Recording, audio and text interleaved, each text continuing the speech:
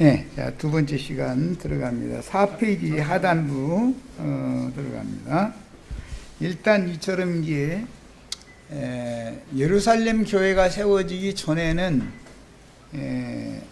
육적인 이스라엘의 때가, 율법과 선지자의 때가 일단 종결이 되는 거고, 그 다음에 새 시대가 시작이 되면 신약 교회 시대가 시작이 되는데, 요단 서안에 들어와도 이스라엘 12지파에서 예수님이 빼내신 전사들을 통해서 먼저 예루살렘 교회를 먼저 세우는 거예요. 그런데 예루살렘 교회는 망하고, 그 다음에 7교회, 이제 안디옥 교회를 통해서 아시아의 7교회로 상징되는 이방인들의 교회 시대가 이제 시작이 되지만, 이방인들의 교회 시대에도 타락으로 떨어지게 돼 있고, 교회 시대를 또 종결하는 어떤 시점이 되면 당연히 회복이 오게 돼 있는 것이다 하는 거예요. 구약 시대를 회복한 건 요한과 예수님의 사역이었죠. 그러니까 요단 동편 그 사역을 종결한 거예요. 인자 예수까지. 그리고 성령이 오셔서는 요단 서편의 2지파 반을 위한 기업이 일단 예루살렘 교회로 실현이 되지만, 그러니까 이제 5지파는 기업을 얻은 거죠. 그렇지만 7지파의 기업이 그 후로 안디옥 교회로부터 시작해서 이방인들의 교회 시대가 시작이 된다 그 말이에요. 야, 어떤 한 시대는 어느 때로부터 어느 때까지 때와 기한이 정해져 있는 거기 때문에 긴 시간이 지나지만, 사람은 한 세대는 오고 한 세대는 가고를 반복하기 때문에 어떤 시대 안에서 자기 세대 가운데에서 구원을 받아야 된단 말이에요. 자기가 이룬 구원을 가지고 죽죠.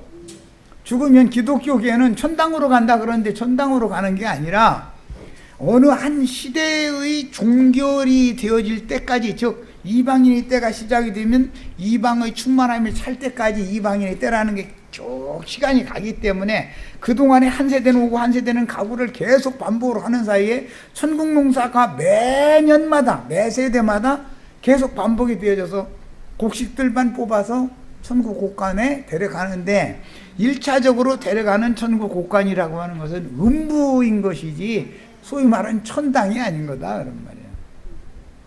다 자기 세대를 살다 죽으면 죽음의 세계로 가는 거죠. 그런 것이지 천당으로 가는 게 아니에요. 음부에도 불꽃 가운데 고민하는 영역이 있고, 죽음 너머의 세계에도 아브라함의 품으로 상징되어진, 이제 이것은 신약에서는 주 예수의 안에, 주 안에서 자는 거예요. 구약시대는 아브라함의 품 안에서 자다가 일어나는 거지만, 예수님 부활 때 함께 일어나는 거지만, 신약교회는 예수 그리스도 안에서 자다가 마지막 나팔 때에 먼저 일어나게 돼서 무덤에 자던 자들이 먼저 일어나는 거예요. 자, 일어나면 어떻게 하느냐? 그리스도의 심판 때에 다 쓴다 그 말이에요. 누구나 막론하고. 무덤에서 자던 자들이든 살아서 그날을 맞은 자들이든, 살아서 그날을 맞은 자들이라도 영원한 생명의 세계로 들어가려면 죽어야죠. 일단 육신의 몸은. 마지막 때에는 최후 추수기라고 하는 것은 짐승의 때와 맞물리기 때문에, 짐승과 그 이름의 수나 표시를 받지 않으면 수를 몇이든지 짐승이 다 죽인다 그랬어. 그러면 그게 마지막으로 추수될 곡물들이다 이 말이야. 짐승에 죽임당하면 짐승의 이름이나 그 이름의 수를 받으면 짐승의 세계에 있는 자들이니까, 그들은 멸망받을 자들이니까, 뭐 그들은 관여할 필요도 없는 일이지만, 최후의 주수가 되려면 마지막 순교를 해야 되는 무리에 다 들어가야 된다 이거예요. 만약에 우리 세대가 지금 그 시대다라면 우리는 다 짐승의 이름이나 그 이름의 수를 이마에나 손에 표시로 받지 않으려면 수가 몇이든지 다 죽여줄 거다 이거예요. 그것이 주님이 행하시는 마지막 추수다 그런 말이에요.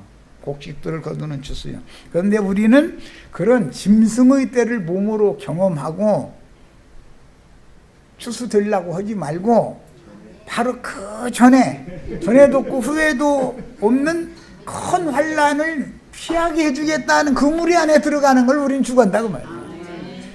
대좀 살아남아가지고 그 짐승 맛 좀 보여야 되겠어. 그러면 그거 하셔야 되고 그건 어쩌겠어 그거야. 짐승이 어떻게 신앙 문제 가지고 박해를 해가지고 죽이는지 그거 몸으로나 경험해봐야 되겠어. 그러면 그걸 원하시면 그렇게 해야 되는 일이고. 그런데 나는 짐승 때 보기 전에 이미 짐승 세계를 오래 살아봐가지고 진절머리가 나. 지금 사는 것도 짐승 때 맛 안 봐도 다 알잖아요. 주 안에서 평안히 신앙생활 하다가 주 안에 들어가서 잠깐 한숨만 자고 일어나서 그리도 심판대에 섰을 때 이기는 자로 또는 14만 4천의 신부로 신부성에 들어가는 대열에 승천하는 대열에 들어가는 것을 신앙으로 목표로 삼는다 우리는. 네. 자 이제 이 자료 말씀을 들어갑니다. 그래서 교회 추수가 마무리되면 당연히 예언된 새 세상이 역사상에 이루어지게 되는데 은혜의 시대인 이방인의 때는 끝나며 세상 교계의 가라지의 단에 대한 심판, 짐승의 이름이나 그 이름의 수를 표시로 받는 사람들은 매 세대에 있었죠. 진실한 신앙을 지키기 위해서 땅에서 구속함을 받고 사람 가운데서 구속함을 받아서 쉬운 산에 선 14만 4천 수의 데려감을 받은 수는 또 여전히 채워졌지. 한쪽에서는 멸망으로 들어갈 자의 수는 또 여전히 한쪽에서 채워졌고, 자, 그러려면 그 일을 위해서 주님이 보낸 사자들도 일을 해야 되고 사탄의 사자들도 여전히 일을 해야 된다 이거예요. 매 세대마다. 그러면 사탄의 사자들은 어떻게 일을 하느냐? 세상교회 목사님들, 신부님들을 통해서 그게 사탄의 사자들이기 때문에 지옥으로 데려갈 자들을 그들이 계속 불러서 수를 채워왔다 이게. 그쪽 수를. 우리는 우리 수를 채우는 거예요 또. 이해하셨죠? 자, 이렇게 해서 하나님의 천국 동사라는 것은 매 세대에 행하시지만 이방의 충만한 수가 채워짐과 동시에 시온 산에 올라간 어린 양의 신부가 될 사람들의 수가 또 빼내심을 받아서 또 채워진다 이거예요. 세상 교회에 많은 구원 얻은 성도들은 많지만 어린 양의 신부가 될 사람은 수가 적지요. 일곱 교회들 중에서 이기는 자들만 빼내는 얘기를 하지 않냐 이 말이요. 교회에 들어왔다 해서 다 천년왕국의 기업을 향독받는 무리가 되는 건 아니다 이 말이요. 자, 그래서 한 시대를 언제 시작해서 언제 끝낼 것은 하나님의 마음의 때와 기한을 정해두시고 행하시는 것이죠. 기독교계는 이것을 전하지 못하게 하려고 시한부 종말론 전하더만 이러죠. 그러잖아요. 기독교계가 시한부 종말론이라 해가지고 이렇게 박해하잖아요. 뭔가 때와 기한은 정해져 있는 거다. 하나님의 때가 있는 것이고 하나님은 정한 때와 기한이라는 것이 있는 것이지 왜 없냐 이렇게 하면 그 시한부 종말론자더만 이러잖아요. 내 개인으로도 아버지 허리에 있다가 모텔 옮겨져서 잉태되게 해가지고 출문을 해가지고 세상에 나온 때가 있고 태어나는 때가 있죠. 어떻게 살다가 죽는 때가 정해져 있어요? 없어요? 나라는 육신의 인생도 시한부인 것이지. 그렇죠? 시한부 종말이라는 건 와요 안 와요? 그런데 하나님께서 때와 기한을 정해두시지도 않고 그냥 시도 때도 없이 그냥 기독교식으로 저러고 전도를 계속해요? 씨를 뿌릴 때가 있으면 기를 때가 있고 거둘 때가 있고 목식에 드릴 때가 있고 그 다음에 씨는 철이 있고 그 다음에 새봄이 와야 또 씨를 뿌리고 이렇게 하는 것이지 시도 때도 없이 그냥 계속 씨만 뿌려요? 겨울에 얼음판에다 씨 뿌려요? 그럼 씨가 나요 안 나요? 말 같은 소리를 해야지.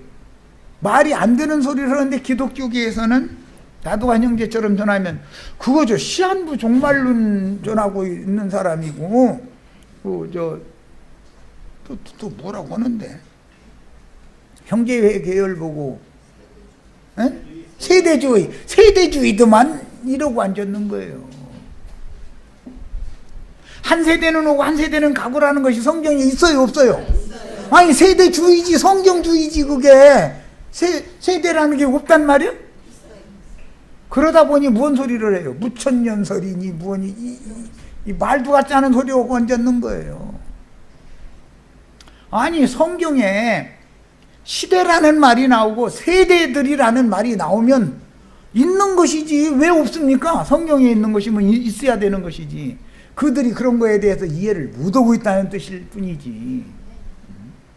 마귀는 이렇게 역사한다. 나는 기독교계가 말하는 세대주의를 가르치려는 것이 아니에요. 우리는 우리 세대 안에서 각자 자기의 구원을 얻고 짐승의 때 전에 평안히 신앙생활을 하다가 주의품의 데려감을 받아서 음부낙원에 계신 주의품에서 자다가 그냥 오래 잘 것도 2000년 동안 자는 것보다는 그냥 한숨 잘 잤다고 일어나고 보니까 새 시대를 위한 부활 때가 왔으면 얼마나 좋겠어요?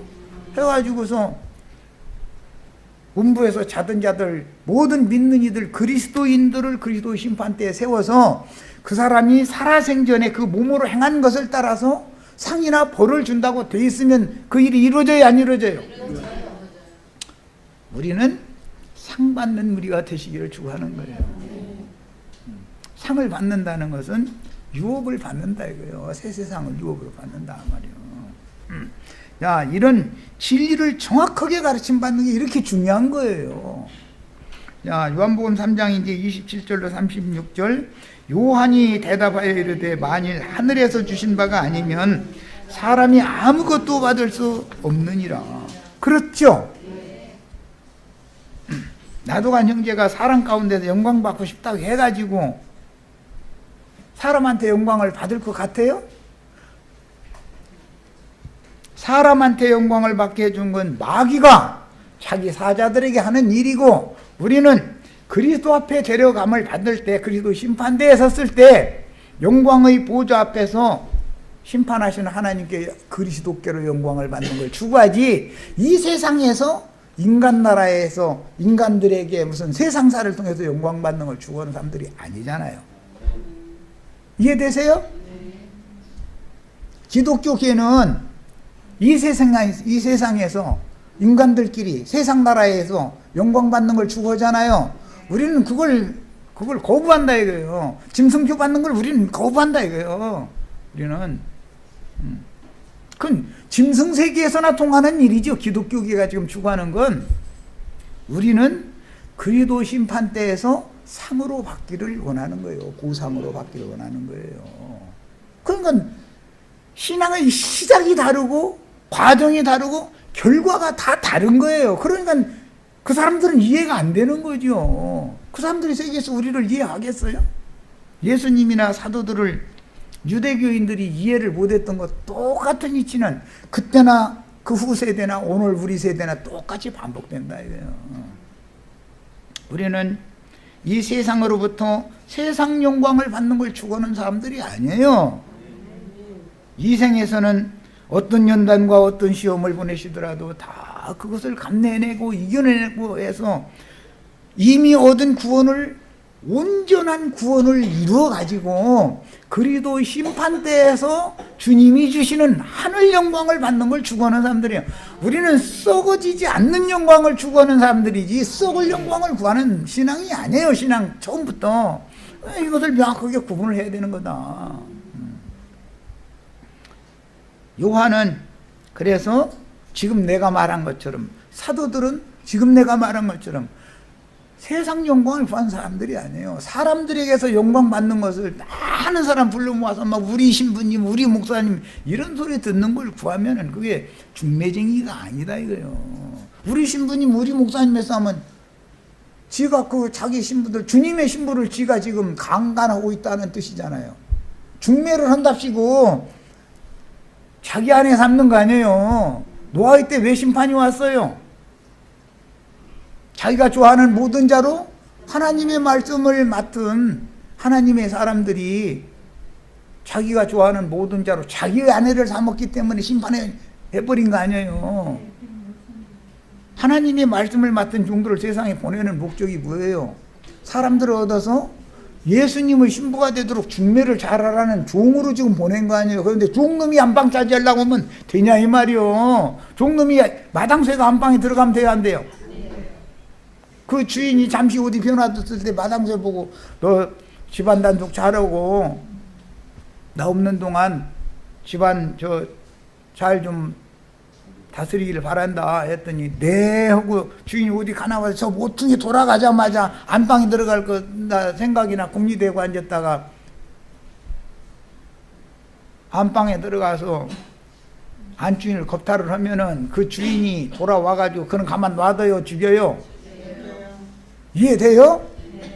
지금 그놈들이 그 신부님 그 목사님들이 뭔 짓 하고 있는지를 잘 알아야 된다 이거예요. 지들이 지금 뭔 짓 하고 있는지도 몰라 지금. 그래가면서 영광을 다 받고 앉았어. 모든 성도들에게 영광 받을 분은 누구예요? 신랑이 영광을 받아야지.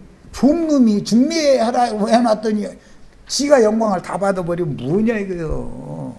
긴 얘기할 필요도 없어요.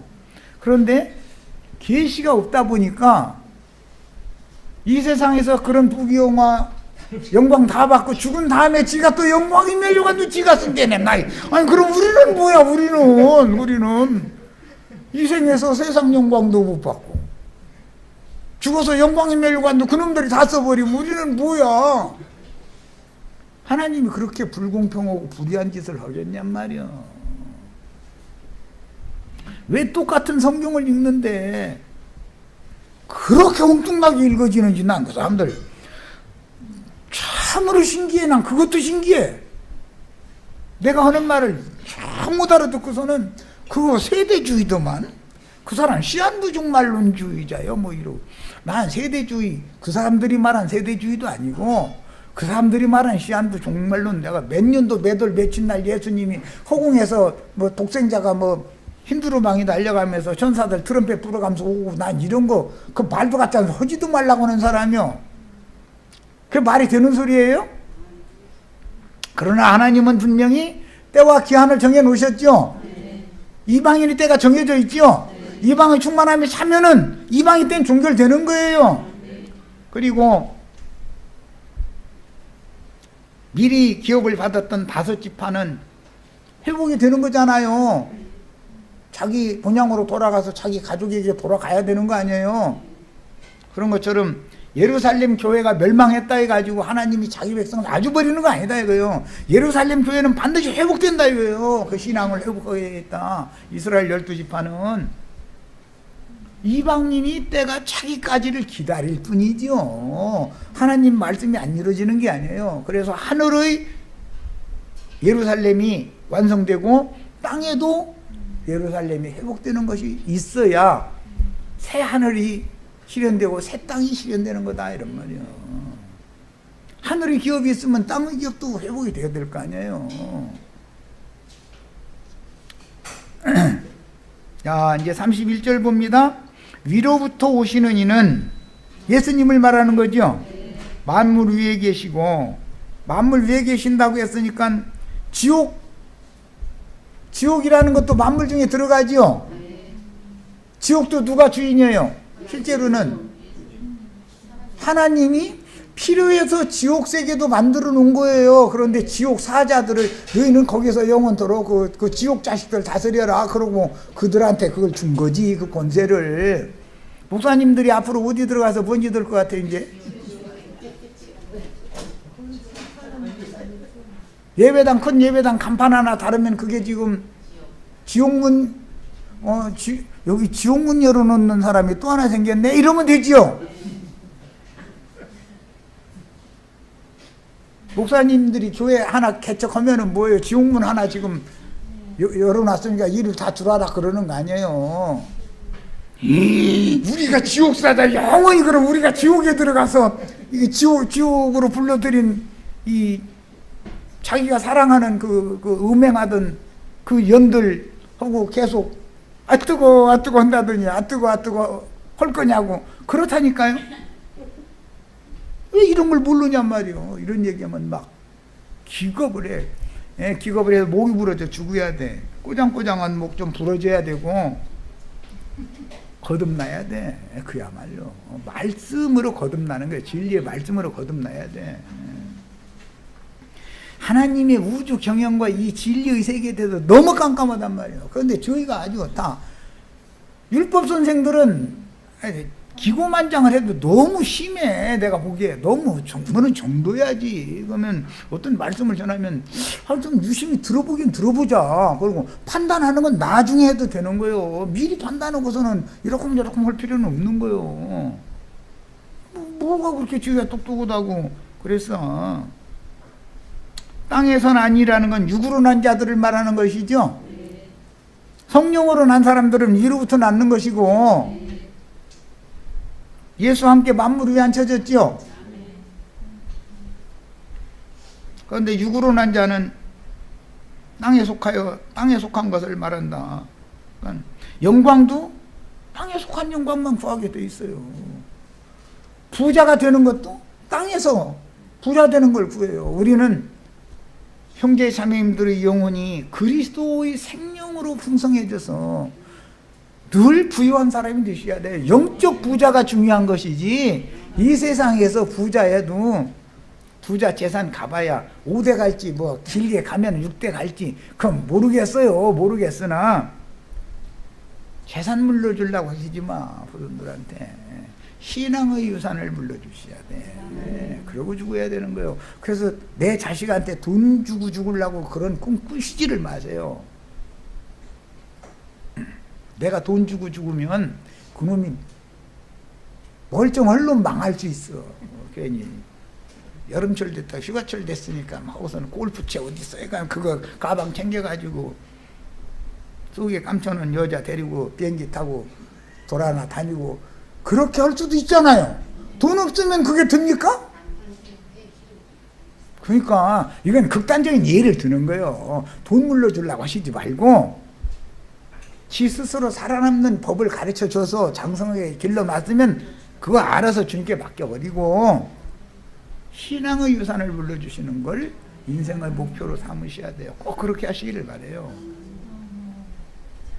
자식들한테 돈 안 물려줘 그럼? 예, 안 물려줘도 주님이 내 자식 부자로 살게 하려면 하나님이 알아서 할 거예요. 그럼 좀 더 그지로 살게 하려고 맘먹었으면 그래야 되는 거고, 이놈은 예, 돈푼이나 줘가지고 하면은 목부러지게 생긴 놈이다. 이놈은 안 되겠다. 나 이놈 사랑한다 싶으면 다 거기서 가버릴 거고, 욥처럼 망하게 그냥 와둬야겠다 싶으면 그냥 막 돈 빼라 막 돈 보따리 뭐 가도 돈 보따리 와도 돈 보따리 막 쏟아지게 만들어가지고 돈방석에 앉아서 아까 내가 얘기한 것처럼 여름 됐네 휴가 가야지 가면서 골프채나 챙기고 괜히 어디 감춰놓은 여자 같이 자기 부인은 모르게 혼자 비행기 타고 가는 것처럼 해주면 비행장에서 만나가지고 가서 여행 갔다고 이지도고 하면은 돈 물려준 것이 왼수잖아요. 극단적인 예지만 그럴 수도 있지 않냐 이 말이요. 주님께 믿음을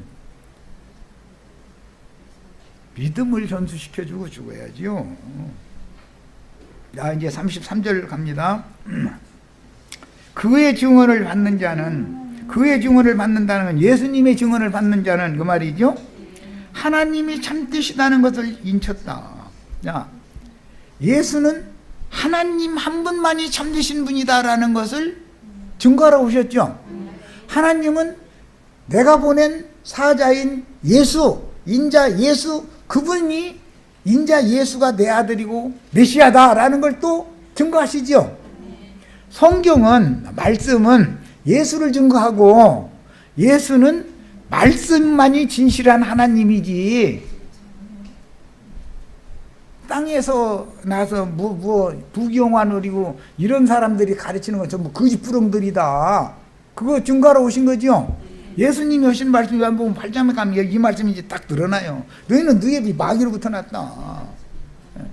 거기서 야비한테 난 거 아니에요. 유대교인들은. 주님은 참 하나님을 소개하고 예수 그리스도 영을 받아서 태어나면 하나님의 자녀가 되는 권세를 다 얻는 거예요. 하나님은 예수를 그는 내가 보낸 메시아다. 예수에 대해서 증거해줘요. 예수님은 말씀이 참 하나님이다라는 걸 증거하는 거예요. 상호 증거를 하는 거죠.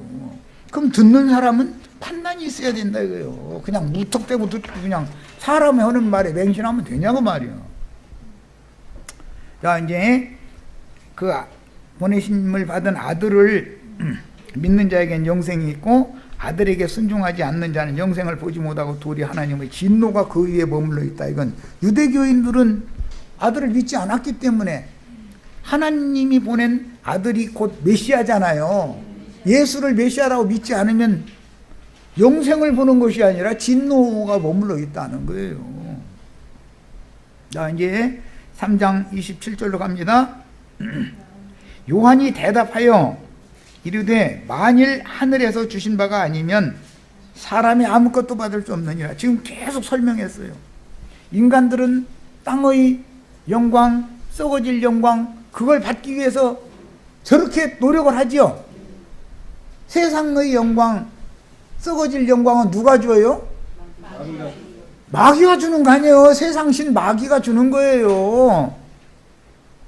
그러나 주님이 보낸 종들은 세상 영광, 썩어질 영광을 구하지 않는다 이거예요. 사상 영 자체가 근본이 다른 거예요. 신앙의 근본이.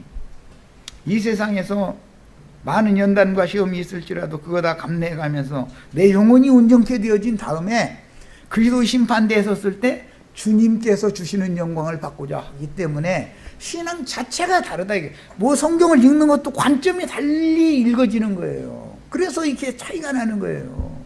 그러니까 왜? 생명의 근원이 서로가 다른 데서 왔기 때문에. 자, 요한이 이제 옥에 갇히기 전 7페이지로 갑니다. 요한은 제자들에게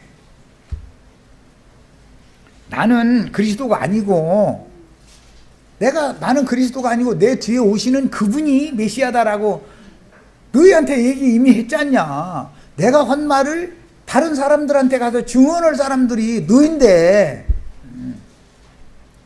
스승이 가르친 대로 가서 전도를 해야죠. 요한은 제자들은. 그런데 이거 예수라는 당신이 엊그제 말씀하시던 그분이 저편에서 세례해 주니까 우리 손님 다 그쪽으로 뺏겨요 지금. 화나 죽겠어요. 그러면 그게 요한이 가르친 말씀을 다르게 알아들은 사람들이요, 못 알아들은 사람들이요. 인간적이다. 너무 인간적이다. 우리 편 먹어야 되는데 왜 저 편으로 다 가냐 지금 이 말이잖아. 그게 다 땅에서 온 이의 사상을 벗어나지 못하기 때문에 그렇다 이거예요. 하늘에서 온 이는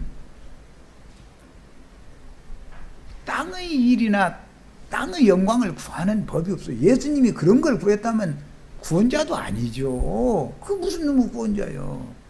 조아무개처럼 하나님 복 주는 분이니까 예수 믿었으니까 여러분은 천당 당연히 갈 거고 죽은 다음에 그러니까 그것은 이제 그냥 안심하고 계시고 이 땅에서 복 받아가지고 다 부자로 막 잘 먹고 잘 살고 막 이제 여름철 됐으니까는 골프 가방 메고 막 휴가 가고 그런 것을 자꾸 가르친다 이거예요. 그게 지금 그 사람이 지옥문 열고 있는 중이에요. 예배당에 가면 지옥 속으로 빨려 들어가는 중이에요. 천국으로 올라가는 중이에요. 이해되시죠? 온 근거지가 다르다 이거예요. 근원이. 애비가 다르면 그 생각을 따라서 인생을 살다가 그 애비한테 가는 거예요. 할 수 없는 거예요, 이거는. 조아무개씨 이제 자기는 천당에 갈 거라고 헐석같이 저러고 믿는데 제일 지옥 중에서도 제일 뜨거운 데 가가지고서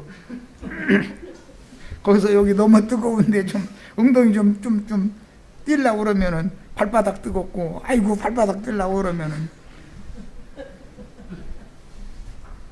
그런 날이 곧 온단 말이야. 그 사람들이 그때 가서 내가 지금 증거하는 이런 말을 그때 가서서 후회를 하면 슬피 울며 이를 갈아요.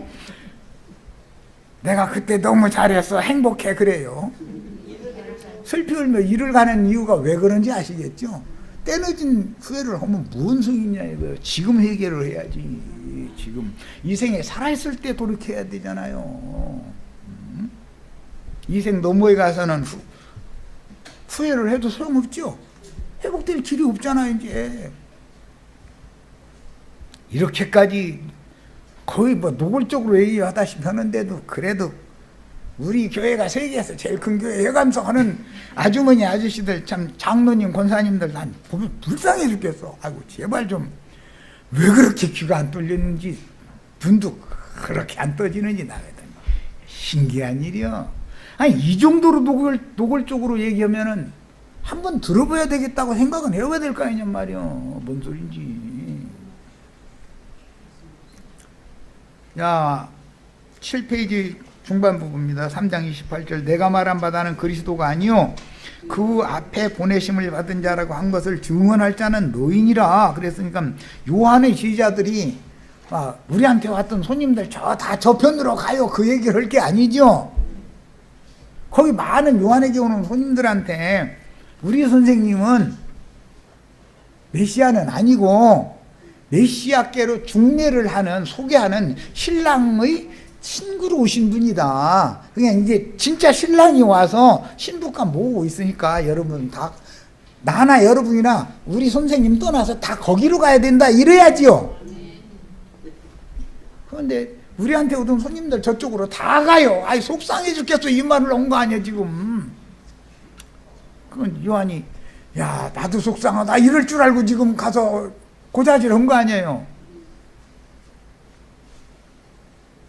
우리 저 형제 자매님들 나도간 형제처럼 더 명확하게 모든 경륜에 따라서 확실하게 가르치는 어떤 증인을 만나셨으면 나한테 소개도 해주시고 다 거기로 가셔. 그럼 나도 거기 가서 가르침 받아야 되니까. 내가 덜 깨달은 거 있으면 나보다도 정확하게 간 사람 있으면 나도 가서 가르침 받아야 되잖아요. 어? 너무 당연한 거죠. 그냥 가시지 말고 나한테 소개해주고 가시라고. 그 사람 데리고 와서 좀 여기 와서 나는 그런 분이 있다고 하면 여기 마이크 필게 드릴 거니까 와서 한번 가르쳐봐라 이거예요. 당신 제시 받은 대로. 그래서 아닌 얘기하면 난 따질 것이고 이런 것은 맞지만 이런 것은 지금 당신이 오해하고 있는 거 아니냐. 해야 되잖아요. 자 이제 29절로 갑니다. 신부를 취하는 자는 신랑이나 서서 신랑의 음성을 듣는 친구가 크게 기뻐하나니. 이게 요한은 예수님의 음성을 알아듣고 있죠. 요한의 제자들은 예수님의 음성 지금 알아듣는다는 거예요. 못 알아듣는다는 거예요. 이게 참 비밀이요. 그런데 요한의 제자들이 다른 사람들한테 우리 스승님이 저편에 계신 분보다 약간 계시가 조금 부족한 분이고 약간 불명확한 것도 좀 있고 아직도 구약의 선지자들이 하던 습성이나 이런 버릇이 있어가지고 무릎이 낙타 무릎 돼가지고 절에서 왔는데 그 저쪽에 계신 분은 무릎이 멀쩡하다는데 그분은 또 금식도 잘 안 넣는다며. 우리 선생님은 그냥 한 끼 먹으면 사흘은 굶고 또 한 끼 먹으면 이틀 굶고 이러시는데 그게 다 쓸데없는 짓 하는 거다. 이렇게는 안 찾냐 이거예요. 그렇게 해야 된다고 주장하지. 요한의 제자들은 꼭 그 사람들 요한의 제자 되기를 원하는 사람들 지금 여기도 지금 무슨 기도원? 갈멜산 기도원. 여기 기도원도 대한민국에서는 꽤 유명한 기도원이거든. 주암계시 거기는 무슨 오살리 기도원 지금 최자실이라고 기도원 또 용문산 기도원 가면서 그 욕쟁이 저 종암동에 있는 종암동 중앙교회라고 하는 그 욕쟁이 목사 그 사람 죽었고 이제 그 후배들은 목사한테 유구도 먹으러 교회 모임에 와요? 썩을 년들이 기도를 하라겠더니 막 이래갖고 헌금을 안 내고 막 썩어 죽을 년들 막 이러면 그렇게 은혜가 된대네. 그게 그 은혜가 됩니까? 내려오면 다 잊어먹는다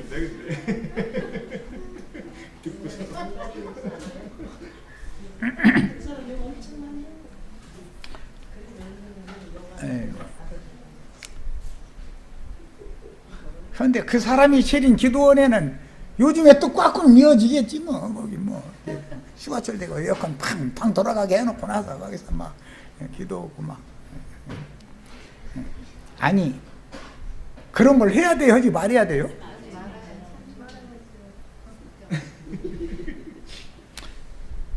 형제 자매님들이 기도하는 집이죠. 내 집은 기도하는 집이다 그러잖아요. 그러면 용문산 기도원에 가야 돼, 오살리 기도원에 안 가면 기도 안 돼요? 우리 형제 자매님들 심령으로 기도하고 마음으로 기도하셔야죠. 하나님의 집은 기도하는 집이지 장사하는 집이 아니에요. 어디서 어떻게 기도하라는 말인지도 몰라. 이거 뭐 그러면서 막 여기로 다 오래. 그리고 가서 욕 직성이 너만큼나 은혜 받았대. 막 반지까지 빼주고 와가면서 막 은혜 받았대. 막 차비 대처는 놔두고 다 뺏기고 오는 거지 뭐. 은혜 받아서 그런다는데 또 누가 말려 그러면 은혜 돼서 그런다는데. 그런데 참 그렇게 사람들을 홀리는 능력이 있으니, 이야 그 재주가 이게 어떻게 나한테는 그런 능력을 안 주셔가지고 이게 능력이 안 나타나나 모르겠어. 에이. 자, 7페이지 갑니다. 신랑이 신부를 취하는 잔치는 이생에서는 약혼을 위한 잔치를 하는 걸 의미하는 거예요. 주님이 제자들을 통해서 침례를 시작하신 것은 천국의 약혼식이 시작되었다라는 뜻이지, 이것은 신방을 꾸미는 혼인이라는 말을 하는 게 아니에요. 이제 신방을 꾸미러 가려면 요걸 이렇게 해가지고 데려가셔야죠. 요걸 이렇게 놔둔 상태로 하는 혼인은 약혼을 말하는 거예요. 우리는 지금 약혼 기간에 있죠. 그런데 약혼 기간에 있는 처녀들이 바람 피면은 신랑 자리가 와가지고 바람 많이 핀 사람 손으로 먼저 데려가요? 우리 예수 신랑은 그런 분이에요? 간음하는 여자만 좋아해요? 인간이 놔두고 짓은 안 해요. 우리 김영숙 자매 약혼해놨는데 만약에 나몰래 바람 폈다 그러면 사진 둘이 약혼 사진 찍고 가위로 반 쫙 잘라가지고 이 건 너 갖고 내 건 내 가져가마 난 이래버려. 그러죠?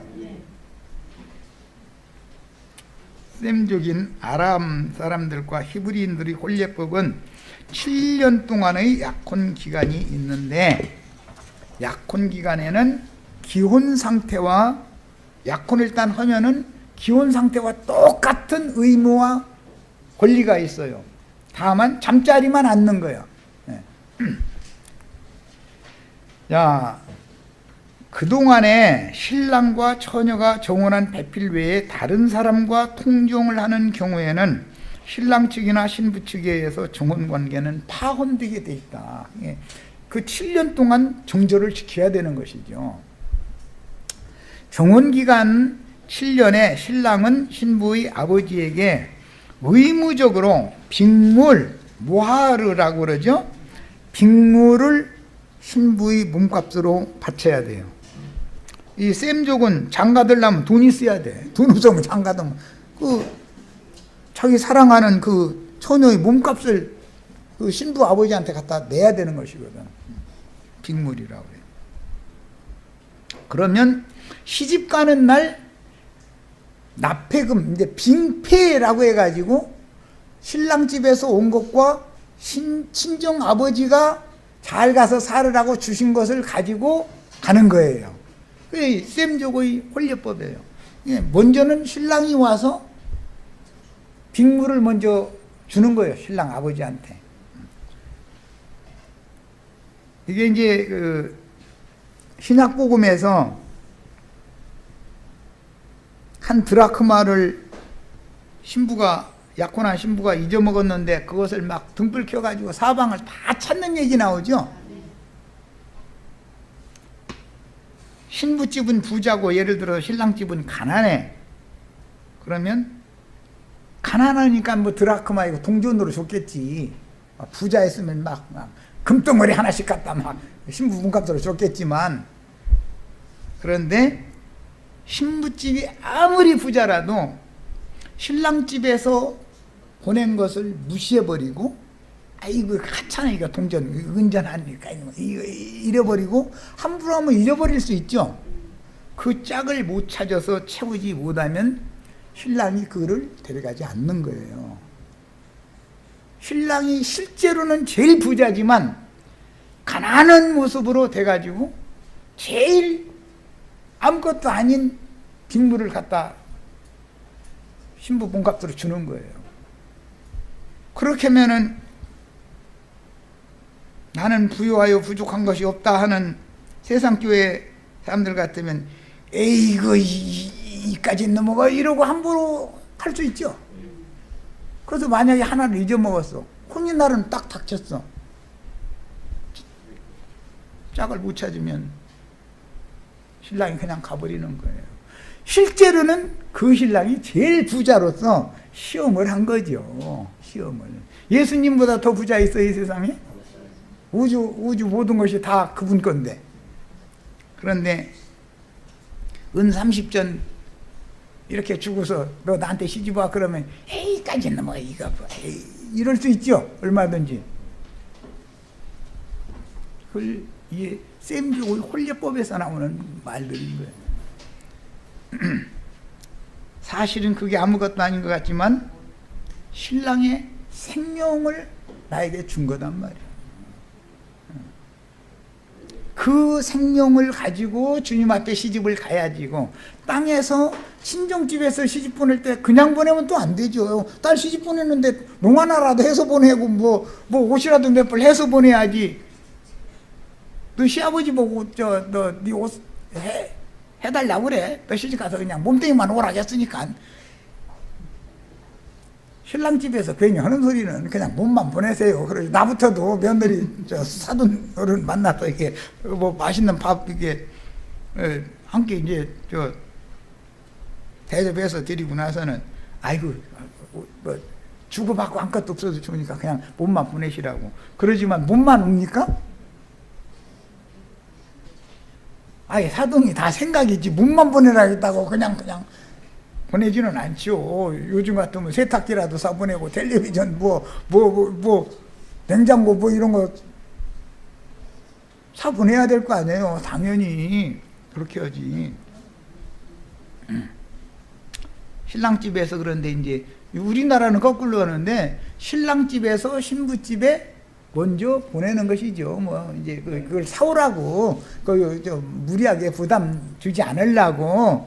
뭐 세탁기, 냉장고 뭐 이런 거 일반적인 살림값 하는데 돈 좀만 든다 싶으면 1,000,000원 보내야지요, 당연히. 그리고 부담 없이 와라 그런 뜻으로. 그런데 1,000,000원 보냈으면 1,000,000원어치만 딱 해서 보내지는 않죠. 거기서 또 뭔가 생각을 해서 방 한번 얘들 살 방이 어딘가 이거 봐가지고 방 몸무 갖다 더 채우면 되겠다 싶어서 뭐 책상이라도 좀 놓고 뭐 책장이라도 놓고 하는 거 다 해서 들여 보내게 돼 있지. 이거 부모 마음은 똑같잖아요. 이쪽 부모나 저쪽 부모나 부모 마음 똑같지. 홀례법이라는 건 이런 거다 이거예요. 그래서 빅물이라는 것이 있고 빙패라는 것을 또 담례로 신부는 빙패를 하는 거예요. 이렇게 하고 신랑은 빅물을 먼저 보내고 이렇게 합니다. 그 기간, 그런데 약혼 기간 때 빅물을 보내고 혼인 때 빙패를 가지고 시집을 가는 거예요. 여기까지 해서 마칩니다. 우리는 다 그리스도께로부터 온 생명을 얻은 사람들은 땅에서 그 생명으로 말미암아 온전을 구원을 이룬 것을 가지고 가야죠. 빅물만 가지고 그냥 가는 게 아니에요. 구원 얻은 것만 가지고 가는 게 아니에요. 구원을 이루어 가지고 더해서 가지고 가는 거예요. 항상 이렇게 하는 거예요. 여기까지 해서 마칩니다.